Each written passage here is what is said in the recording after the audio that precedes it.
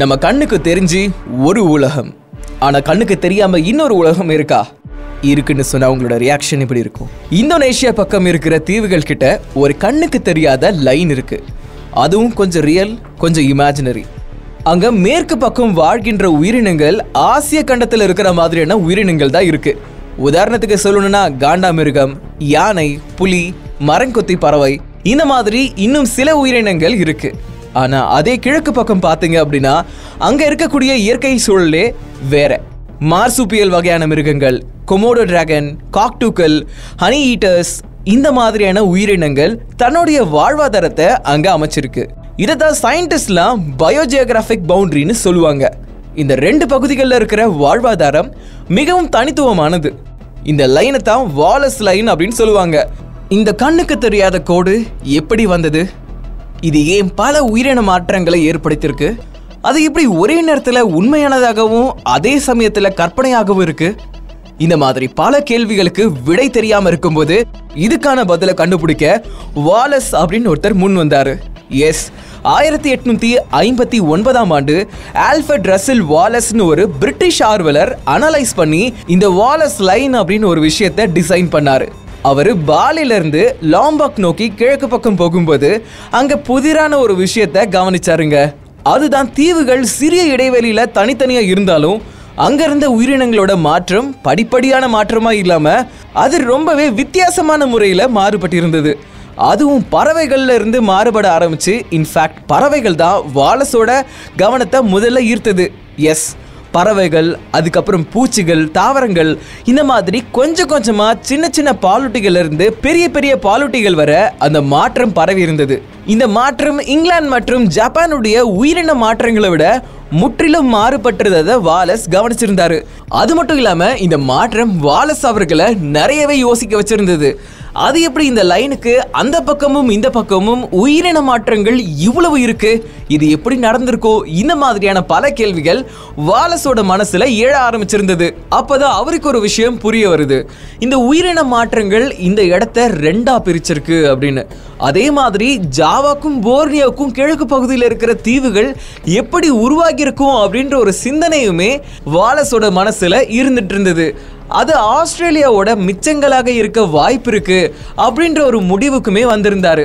அவருடைய யோசனை எப்படி இருந்ததுன்னா, இந்த இடத்துல கடல் மட்டத்தோட ஆழம் ரொம்பவே அதிகமா இருக்கு, தண்ணியோட கரண்ட்டுமே ரொம்ப வேகத்துல இருக்கிறதுனால மிருகங்கள் ஒரு கண்டத்துல இருந்து இன்னொரு கண்டம் நீந்தி வர்றதுக்கான வாய்ப்புகள் இல்லை அப்படின்ற ஒரு விஷயத்தையும் அவர் அறிஞ்சிருந்தாரு.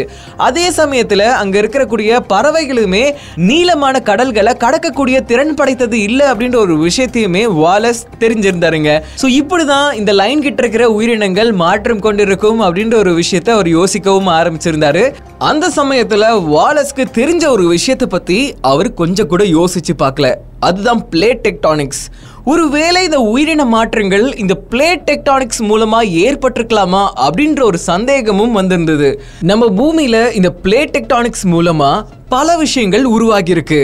தீவுகள், கண்டங்கள், சிகரங்கள், பல எரிமலைகள், இந்த மாதிரி ஏகப்பட்ட விஷயங்கள் உருவாகி இருக்கு. ஒரு பிளேட் டெக்டானிக் இன்னொரு டெக்டானிக் பிளேட்டோட உராயும் போது பூமியில அதிர்வு ஏற்படும். அந்த அதிர்வு சில பல மாற்றங்களும் உண்டாக்கும். அந்த மாதிரியான மாற்றங்கள் தான் இந்த வாலஸ் லைன்ல இருக்கக்கூடிய தீவுகள் பகுதியுமே உருவாக்கி இருக்க கூடும் அப்படின்ற ஒரு விஷயத்த வாலஸ் யோசிக்க ஆரம்பிச்சாருங்க. பல நூற்றாண்டுகளுக்கு முன்னாடி இந்த கோடுகளுக்கு இரண்டு பக்கமும் தொடர்ச்சியான நிலப்பரப்புகள் இருந்ததை வாலஸ் ஆராய்ச்சி மூலமா கண்டறிஞ்சாரு. இந்த பிளேட் டெக்டானிக்ஸ்னால தான் நிலப்பரப்புகள் பிரிந்திருந்தது. ஸோ அந்த பிரிவில் தான் இந்த மாற்றமும் வந்திருக்க கூடும் அப்படின்ற ஒரு முடிவுக்கு வந்திருந்தாரு. அது மட்டும் இல்லாம அந்த டைம்ல அண்டார்டிகா பக்கத்துல தான் ஆஸ்திரேலியாவுமே இருந்துச்சு.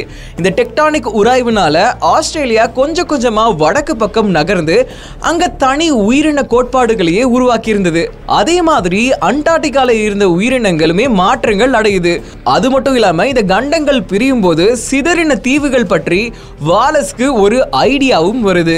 இந்த விஷயத்தை வாலஸ் 1859 கண்டறிஞ்சு உயிர் புவியியல்னு சொல்லக்கூடிய பயோஜியோகிராபிக்ல ஒரு புரட்சியும் செய்தாரு. இந்தோனேஷியால வாலஸ் ரொம்பவே பிரபலமாகவே இருந்தாருங்க.